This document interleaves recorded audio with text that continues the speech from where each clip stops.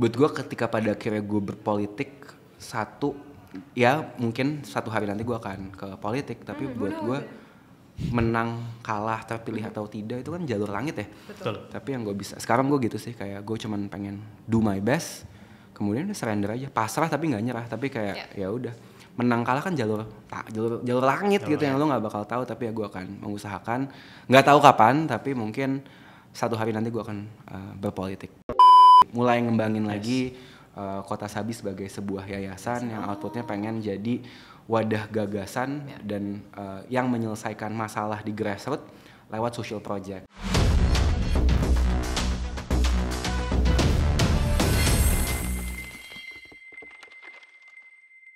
Welcome to Politics. Baik lagi sama gue Puja. Dan gue Dino. Kita kedatangan siapa nih Pak Dino? Nah ini narasumber yang kita bertanya, ini dia manusia atau bukan ya? Karena punya platform yang sangat luar biasa namanya Menjadi Manusia. Oh oke, kita langsung tanya aja ya. Langsung tanya, kita sambut Raka Ghani Satria. Terima kasih. Halo Rak, apa kabar? Baik, alhamdulillah. Mental lu lagi sehat kan? Baik-baik aja kan? Baik-baik, balancing ya. Kayak kalau stresor lu udah mulai goyang ya harus dibalance kan. Oke. Gitu, jadi ya oke lah. Kita tahu Raka tuh pasti karena platform Menjadi Manusia gitu kan. Betul. Ketika orang belum pada ngomongin isu mental health ya mungkin lu salah satunya gitu ya Rak. Itu booming banget sih di zaman-zaman kita dulu ya. Benar. Seberapa sih Rak yang mau dilakukan oleh Menjadi Manusia untuk lu pribadi dan untuk Indonesia gitu? Ya, jadi sebenarnya awal bikin Menjadi Manusia ya, gue ngerasa bahwa nggak banyak wadah untuk orang tuh bisa jadi dirinya sendiri gitu. Orang bisa bagiin masalahnya, orang bisa bagiin cerita kehidupannya gitu. Jadi dan berangkat dari personal problem gue juga, gue punya mental health problem dan gue ngerasa bahwa punya masalah kesehatan mental di Indonesia tuh jadi sebuah hal yang sangat-sangat tabu gitu. Kayak lu salah aja gitu ketika lu punya permasalahan kesehatan mental dan kayaknya nggak cuman gue doang gitu yang punya masalah itu. Kemudian juga nggak hanya mental health in general, tapi bagaimana juga namanya hidup ya, pasti kan ada naik ada turunnya dan bagaimana juga ada masalah. Nah kadang orang tuh ketika punya masalah bingung sebenarnya mau kemana. Nah Menjadi Manusia tuh pengen jadi ruang aman dan nyaman untuk cerita-cerita itu gitu. Jadi kita punya 3 core values. Yang pertama adalah kita pengen celebrate emotion, dimana ketika lu nggak baik-baik aja ya nggak apa-apa. Ketika lu sedih, lu gagal, lu kecewa, lu marah gitu ya, kita pengen celebrate itu. Yang kedua kita pengen nurture mental well-being gitu. Jadi kita memang pengen mulai mengadvokasikan kenapa sih sebenarnya kesehatan mental itu penting dan apa yang bisa kita lakukan untuk nurture kesehatan mental kita. Yang ketiga kita pengen spark meaningful conversation, di mana kita ngangkat isu-isu yang nggak pernah diangkat sebelumnya ya.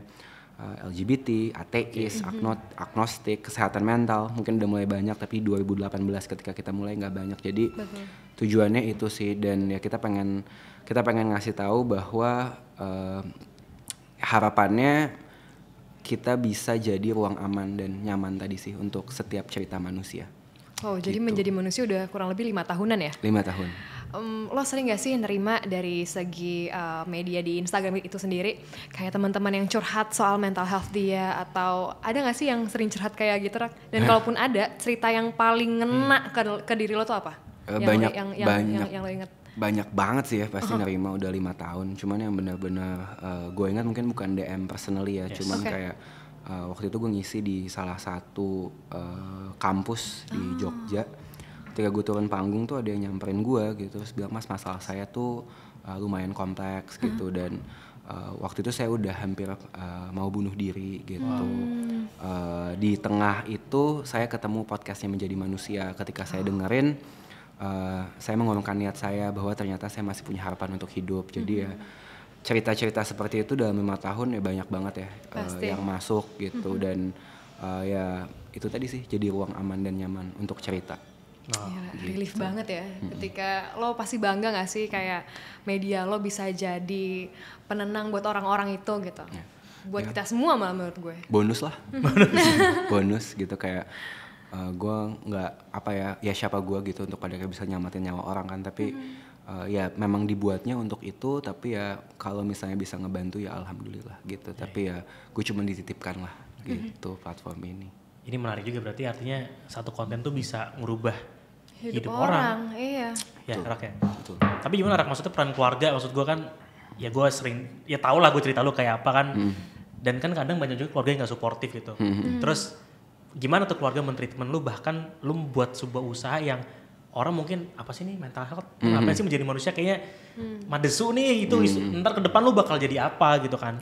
Itu gimana sih peran keluarga buat lu gitu Pak? Iya, pertama ketika gue decide buat bikin ini pasti banyak pertanyaan lah. Pasti. Pertama dari 2018 itu kan YouTube itu oke udah mulai booming tapi kan belum semasif sekarang gitu. Jadi pertanyaan lu ngapain bikin YouTube channel, mau jadi YouTuber gitu. Nah, kedua isu yang gue omongin kan sangat-sangat sensitif ya.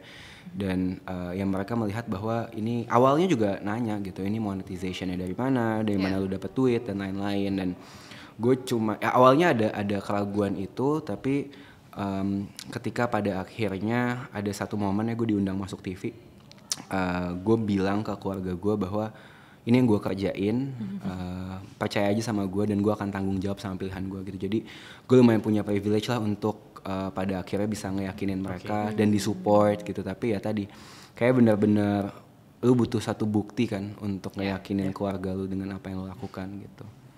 Gitu sih. Jadi peran keluarga benar-benar ngerti dan support sebenarnya, walaupun banyak pertanyaan pastinya. Ya, pastilah banyak pertanyaan. Cuman kan gimana lu ngebuktiin dan lu tanggung jawab sama pilihan lu, itu yang jauh lebih penting sih buat gue. 5 tahun menjadi manusia pasti kan dinamikanya ada Pak. 5 tahun ke depan dari sekarang mau ngapain Pak menjadi manusia?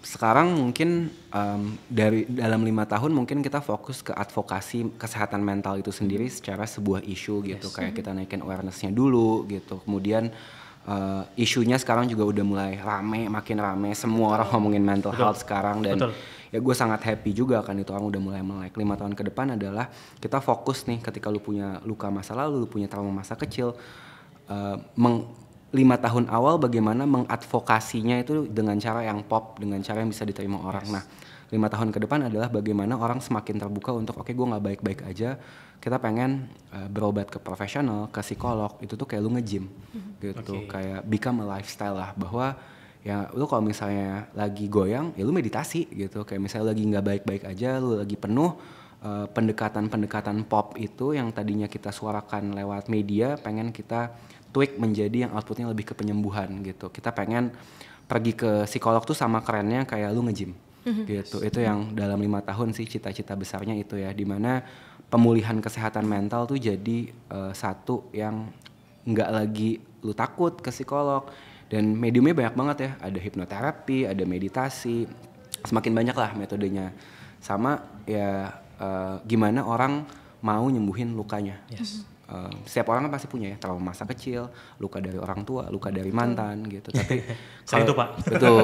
Betul. Kalau lu nggak sembuhin kan sebenarnya tanpa sadar lu akan memproyeksikan luka itu ke orang lain kan.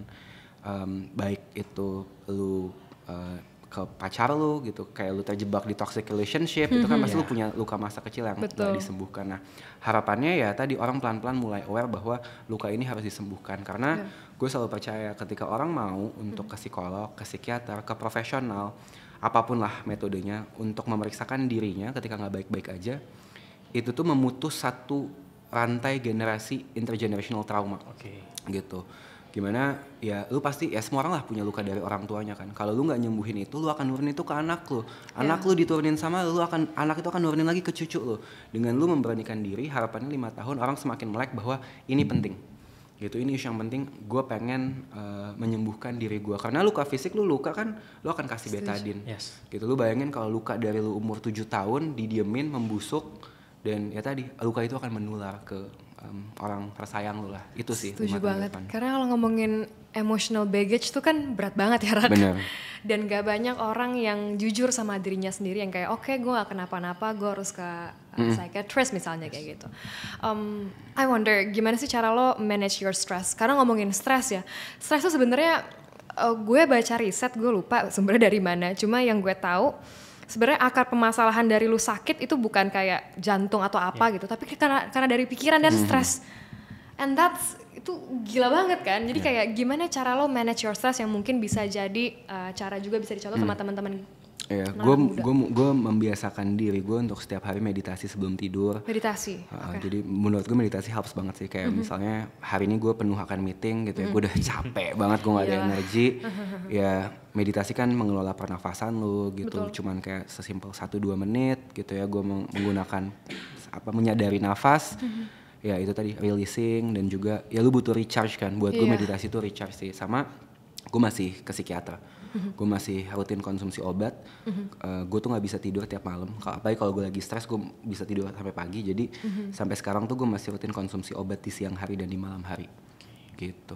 Gimana ceritanya awalnya lo merasa kayak gue perlu ke psikiater nih atau gue perlu ke psikolog? Itu sebenarnya tuh tahapannya ke psikolog dulu baru ke psikiater kan? Karena banyak juga teman-teman yang kayak langsung melangkahi tahapan tersebut, atau gimana ceritanya kayak tiba-tiba misalnya ya, gue kayaknya ADHD nih, tapi karena gue nonton konten YouTube ini makanya gue merasa gue kayaknya anxious dan ADHD, padahal mungkin karena self proclaim aja misalnya, atau karena beliau atau karena mereka belum ke psikolog gitu. Sebenarnya gimana sih Rak caranya kita tahu, jujur kita tahu kalau kita tuh nggak kenapa-napa dan gue butuh pertolongan gitu? Pertama pastinya ada output yang ada tahapannya ya. Jadi lu kan kalau batuk belum tentu TBC gitu. Begitu juga dengan permasalahan kesehatan mental. Ketika lu anxious belum tentu lu anxiety disorder. Ketika lu mood swing belum tentu lu bipolar disorder. Nggak bisa digeneralisasi ketika lu mood swing lu bipolar gitu. Tapi indikatornya adalah ketika itu sudah mengganggu fungsi kehidupan lu sehari-hari. Let's say misalnya lu nggak bisa tidur, lu gak punya motivasi untuk menjalani hari lu, atau misalnya lu sedih terus-terusan gitu, itu jadi satu yang indikator ketika itu sudah mulai mengganggu hidup lu gitu. Nah kalau gue tahu juga nggak sengaja sebenarnya, gue tahu bahwa kayaknya gue beda sama orang lain, tapi divalidasi ketika waktu gue ikut Abang None gitu. Jadi gue ikut Abang 2016, terus dari ada aspek penilaian gue gagal di psikologi gitu, dimana pertanyaannya adalah kesibukan kamu sekarang apa gitu. Dan gue tahu dari temennya kakak gue yang panitia, lu gagal di psikologinya rendah banget, padahal menurut gue psikologi paling gampang. Kesibukan lu sekarang apa gitu. Nah kenapa seseorang bisa gagal ketika ditanya kesibukannya sekarang itu apa? Nah akhirnya gue bilang lah ke keluarga, kayak gue pengen periksa deh, ya udah dibawa ke psikiater gitu. Dan di situ gue mulai untuk berobat gitu sih kurang lebihnya. Tapi kalau tahapan ya psikolog psikiater ya sama aja ya. Ini kayak gue selalu bilang coping mechanism orang tuh beda-beda. Dan ini cocok-cocokan, penyembuhan kesehatan mental tuh cocok-cocokan. Ada yang cocok psikolog, ada yang cocok psikiater, ada yang cocok meditasi, ada yang cocok hipnoterapi. Jadi macem-macem ya. Macem-macem, bener. Kayak lu makan es krim aja lu sukanya rasa apa. Kayak lu minum obat, gue nggak cocok obat ini ya sama kan. Kesehatan mental juga gitu sih. Oh berarti family juga support ya dari situ. Sangat harus. Ini menarik, tadi Raka sempat mention juga. Dulu mungkin lu salah satu pelopor ya di Indonesia, siapa sih tahu isu ini kan gak populer banget kan. Tapi sekarang semua orang, tadi Raka bilang udah pada mention ini, aware terhadap isu ini, ya kan. Termasuk copras-capres nih, kalau ngomong politik kan nih copras-capres semua berlomba-lomba seakan yang paling peka sama mental health gitu kan. Lu harapan gimana sih Raka? Tahun depan tuh tahun ya pesta demokrasi, semua orang udah mention, bahkan copras-capres pun juga. Apa yang lu harapkan gitu dari mereka terhadap kesehatan mental ya? Betul. Yang pertama bukan cuma isu gorengan untuk naikin elektabilitas. Itu yang pertama. Itu kita khawatirkan juga Bos. Karena ini isu yang anak muda banget gitu. Kayak isu yang sangat dekat dengan pemilih muda, khususnya Gen Z, millennials. Harapannya ya ada satu langkah konkret ketika pada akhirnya terpilih, atau ada satu program ataupun gagasan yang dibawa terkait isu ini sih. Karena ya tadi ya kita ngomongin Pak Jokowi mungkin pernah mention juga revolusi mental. Tapi memang terkait dengan pendekatan kesehatan mentalnya itu kan secara output nggak banyak gitu. Dan ya tadi ketika kita di private sector gitu ya, di sektor swasta mencoba sebagaimanapun mendorong ini sebagai prioritas, itu kan nggak akan sebegitu berpengaruh gitu. Tapi kan ketika seseorang menjadi presiden gitu, membuat sebuah kebijakan yang memang menyeriuskan isu ini, membuat sebuah gagasan bagaimana menyelesaikannya, dan bagaimana semua orang jadi pada akhirnya aware dan melek bahwa oh ini isu yang penting. Gitu sih harapannya ya.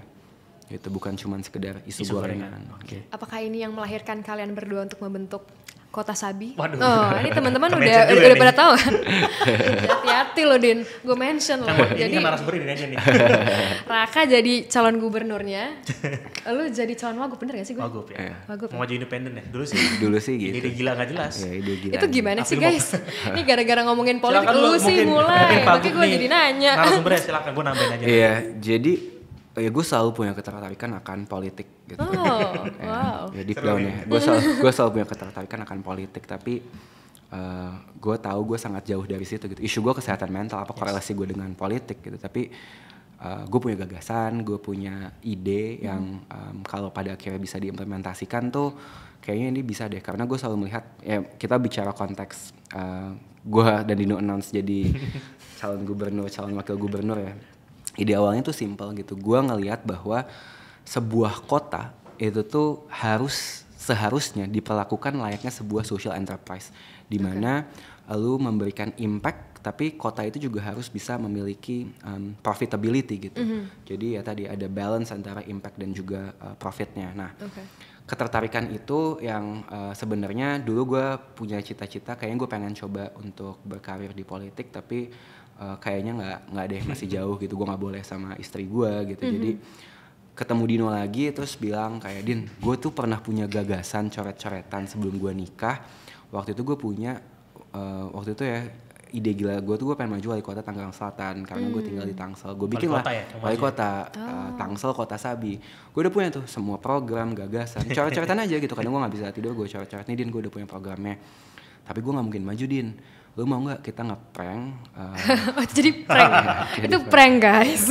Nggak ada yang kena. Prank yang main-main tapi jadi nggak main-main ya. Oh jadi oke. Gitu. Boleh. Gimana? Jadi ya gue ngeliat kayak, Din, ini kan April Mop, Din. Mau nggak, Din, kita bohong-bohongan, kita bilang ya udah, Din, kita bilang aja kita mau maju jadi gubernur sama wakil gubernur secara independen. Kita bikin programnya tuh bener-bener kayak kita serius, Din. Iya gitu. Jadi semua programnya pun di craft dengan sangat-sangat well plan gitu, kayak program-program yang pengen kita jalanin. Tapi ya kita tahu bahwa ya kita nggak bisa maju. Pertama dari segi administratif gitu, minimal 30 tahun, gue masih 28 tahun gitu. Jadi ya masih nggak bisa lah. Tapi ya tadi dari awal ketika gue bikin, ya udah, Din, ini kita jalanin, nggak usah kita jadi gubernur atau wakil gubernur beneran, tapi gimana sebenarnya programnya ini tetap bisa jalan gitu. Maka dari itu ya udah, Din, kita bikin yayasan aja yuk gitu. Maka dari itu ya sekarang lagi mulai ngembangin lagi Kota Sabi sebagai sebuah yayasan yang outputnya pengen jadi wadah gagasan dan yang menyelesaikan masalah di grassroots lewat social project gitu. Jadi kita inilah epicentrum of ideas, kita ke grassroots, ada masalah apa, masalah itu kita bawa ke orang-orang yang mungkin yang leaders, punya perspektif, kemudian kita tampung dan kita keluarkan sebuah outputnya itu social project. Harapannya itu, jadi tanpa kita harus jadi gubernur dan wakil gubernur, program-program yang kita buat tetap bisa berjalan. Kalau boleh disebut 3 top prioritas program yang kalian bentuk waktu itu tuh apa aja sih guys? Education empowerment. Education empowerment, oke. Education empowerment, community and entrepreneurship, social inclusivity and tolerance. Social inclusivity and tolerance. Jadi ini sebenarnya ide yang konyol menurut gue. Cuman konyolnya gue mengiyakan juga. Iya. Gitu.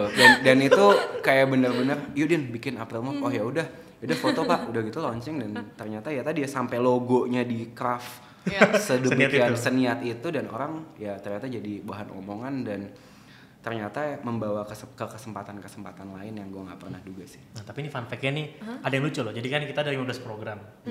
Oh, 15 program. Ada 15 program tuh, bisa lihat di @kotasabi. Dan itu banyak calon-calon caleg-caleg ya, yang seumuran kita tuh izin loh ke kita. Ambil programnya? Iya, gue boleh nggak? Gue sebarang kan, kita cuma main-main gitu kan. Jualan program lo ya? Iya, jualan program. Dan akhirnya banyak orang yang mau ngambil program itu, artinya kan ya kita main-main tapi nggak main-main. Sebagus itu gitu. Main-main tapi grand plan-nya. Dan nanti tunggu, kita akan kasih sesuatu lah buat Yayasan Kota Sabi ya. Benar, jadi ya tadi ya pengen, ya mungkin isu gue nggak hanya, mungkin sama ini orang taunya gue menjadi manusia dengan kesehatan mental, tapi gue rasa banyak keresahan gue yang sama ini belum tersalurkan, dan harapannya lewat Kota Sabi outputnya social project bisa lebih banyak memberikan dampak lah gitu. Apakah ini kayak sebagai latihan juga kalau nanti 5 tahun lagi atau 10 tahun lagi lo mau nyalek misalnya, apakah Indeed kayak gitu sebagai latihan aja atau kayak gimana? Atau Jadi awalnya menjadi manusia, nanti 5 tahun lagi menjadi terkesan. gubernur. Bener, itu maksud gue. Apa ya? Mungkin ya kayak ya intinya kan gue nggak punya pengalaman apapun dalam berpolitik gitu kan, kayak gue sangat jauh ya dari politik. Mungkin Dino udah terlibat politik kampus, aktivisme gitu. Gue jauh banget gue. Tapi menjadi manusia kan kayak betul udah bisa Gue dong. ya gue entrepreneur lah. Gue pengusaha Ngoceh-ngoceh aja kan. yang kebetulan punya gagasan dan gue ODGJ. My brains work all the time. Gue ADHD.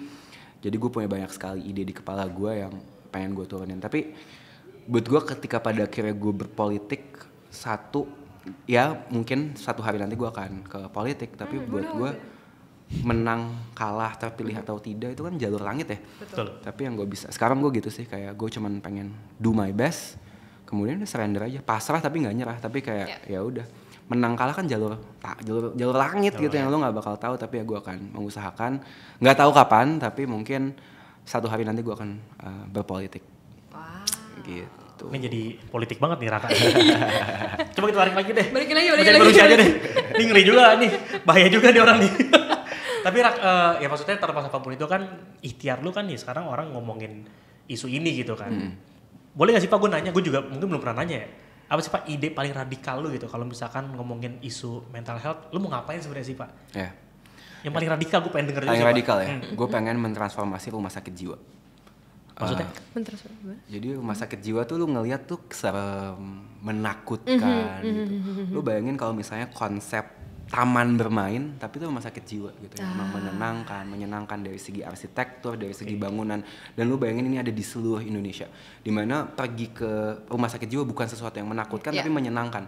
Tadi membalik persepsi masyarakat bahwa fun ya, seru ya kayak gym tadi gitu. Jadi ide paling radikalnya ya itu tadi gitu. Gue pengen di seluruh Indonesia ada satu rumah sakit jiwa dengan arsitektur yang bagus, hawanya terang, vibes-nya enak, dan orang mau, oke, gue mau ke sana, gue mau untuk periksa. Sekarang kan orang takut ya ke rumah sakit jiwa, bangunannya udah serem.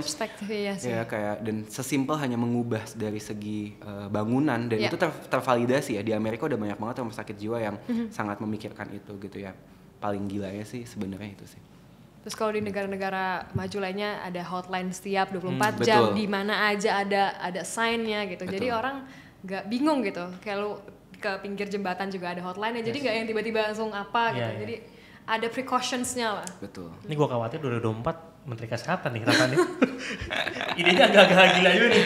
Tapi itu bagus loh. Lucu sih bagus, bagus. Ya, dan ya butuh, nggak bisa ya, swasta nggak bisa, butuh siapapun yang nantinya memimpin mau tergerak dan peduli sama isunya. Gitu ya, kita cuman apalah gitu, cuman bisa menyuarakan, tapi kan pada akhirnya ketika itu menjadi sebuah kebijakan kan impactnya jauh lebih besar gitu. That's why kenapa gue pengen berpolitik gitu, sebuah langkah kecil yang mungkin kecil yang bisa lu buat tapi dampaknya jauh lebih besar dibandingkan lu di private sector. Itu sih mungkin. Wah. Tapi pernah sih Pak, lo kan sering ngomongin isu ini gitu ya. Lu pernah sih Pak titik terendah lu gitu, misalkan jadi lu kayak apa ya? Jadi lu kayak menelan apa yang lu ucap gitu kan. Pernah sih Pak lu titik-titik terendah lu akhirnya lu struggle gitu? Ya namanya manusia ya. Pasti ya? Kayak orang beranggapan lu bikin menjadi manusia lu mentally sane dong, ya nggak juga gitu. Kayak ya ada beberapa momen yang kayak gue feel depressed 3 bulan, gue nggak mood ngapa-ngapain ketika bisnis gue jatuh gitu. Ya menjadi manusia is not always about the butterfly and rainbow ya, kayak mungkin orang lihat ya menjadi manusia segini, tapi kan again it's a business gitu, kan naik roller coaster. Dan ya tadi gue juga manusia gitu yang kayak gue feeling stress, gue feel depressed, dan ya menjadi tidak baik-baik saja adalah bagian dari menjadi manusia kan. Jadi ya gue pernah juga, dan sering sih, mungkin lumayan sering kayak fase bokap gue meninggal, bisnis gue jatuh, that kind of things yang bikin lo goyang ya adalah manusia. Apa hal yang bikin lo bangkit lagi ketika lo menghadapi itu? Gak ada jalan mundur. Gak ada jalan mundur? Iya, kayak maksudnya ya yang bikin bangkit yang pertama, gue selalu ya kalau misalnya gue lagi gak baik-baik, gue kasih waktu. Oke, lu boleh sedih, lu boleh gak ngapa-ngapain, lu boleh gak mood, tapi mau berapa lama gitu. Gue selalu ngasih waktu. Dan bangkit itu kan bukan jadi satu hal, bukan pilihan, tapi keharusan gitu. Jadi ya gue harus bangkit gitu. Jadi keep going, dan nggak ada jalan mundur sekarang. Gue nggak mungkin tiba-tiba menyudahi apa yang sudah gue kerjakan di menjadi manusia, tapi every time itu ya gue nyuruh orang ketika lagi ada masalah ya move on, bangkit, ya harus ke diri gue sendiri juga. Nah fun fact ya, waktu gue lagi di titik terendah gue gitu ya, tiba-tiba gue buka TikTok randomly aja, gue scroll video gue lagi ngomong. Oh iya. Kayak gue scroll video gue lagi ngomong, dipotong sama orang, terus kayak ya itu tadi gue bilang bahwa ya hidup tuh gagal jatuh bangkit, dan ya ternyata ya disadarin sama kata-kata sama gue diri sih, sendiri kayak, lewat jadi ya udah, konten ya. benar ya. Jadi Itu kena sih. jadi energi lagi jadi buat lu untuk bangkit ya. Benar. Dulu gue pernah ngomong ini sama teman-teman, sama publik. Yes. Sekarang gue yang butuh, oh ya ini tontonan wajib gue nih Gitu harus. sih, kurang lebih. Iya. Seru nih. Gue juga kan ya sering lah sama Raka ya, dan gue ngeliat sisi Raka yang mungkin dulu sebelum gue kenal Raka pas belum nikah mungkin beda banget. Gue ngeliat Raka tuh sangat apa ya, lu sangat ngeliat anak lu tuh gimana, itu kayak value hidup lu gitu. Yeah. Lu memaknai anak tuh dalam hidup lu kayak gimana, Pak? Yang jelas hidup gue berubah setelah gue punya anak gitu. Kayak iya gue punya beberapa ambisi dalam hidup gue, tapi sekarang kan jadi gini loh, hidup tuh udah bukan tentang lu. Yes. Gitu. Kayak hidup ya udah bukan tentang lu aja gitu. Kayak lu punya ambisi, tapi kan gimana ya tadi ya, hidup gue tentang anak gue nanti sekolah di mana, value apa yang gue tanamkan ke dia, bagaimana mencegah dia dari luka yang nanti ya tadi gue yang nggak mau gue turunin juga. Jadi anak gue sekarang kompas hidup gue sih gitu. Apapun yang gue lakukan ya udah buat anak gue sekarang gitu. Kayak ya gue punya beberapa ambisi, tapi buat gue segala sesuatu yang gue lakukan ya udah buat anak gue. Dan berubah sih, gue berubah banget setelah gue punya anak. Gue melihat bahwa hidup udah bukan soal gue, hidup adalah bagaimana gue bisa memberikan yang terbaik buat anak gue. Lebih susah menjadi Raka atau lebih susah menjadi ayah dari anak lo? Balance mungkin. Kadang kalau ngomongin orang tua tuh kan kita nggak ada sekolah untuk menjadi orang tua ya. Benar-benar. Jadi bener-bener kalau kalian kan udah menikah, dan ini Dino bentar lagi juga jadi calon ayah nih, Rak. Mondonya ya. Jadi gue belajar dulu ya sama kalian gitu. Gimana tuh Rak lo menghadapi itu?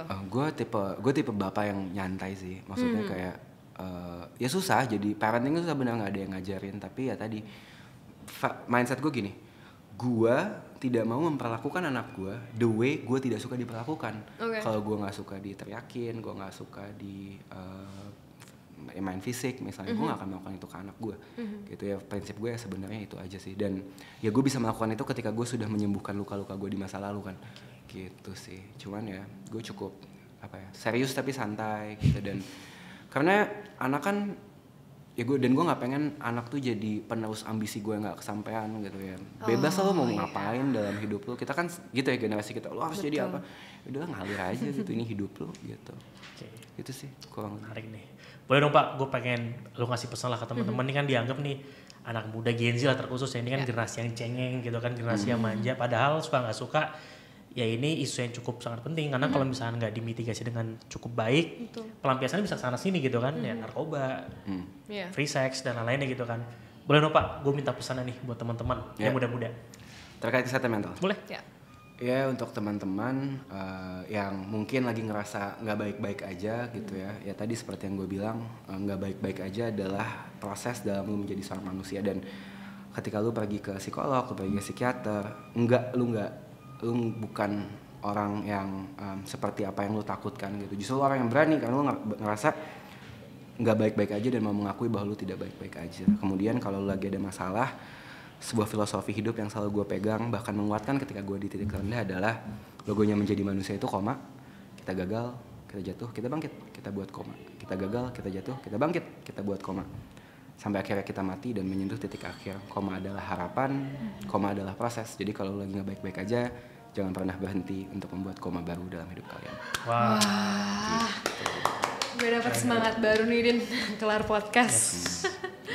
Thank you so much Raka for your time. Terima kasih kesempatannya. That's Politik, gue Puja. Dan gue Dino. See you in another video guys, bye.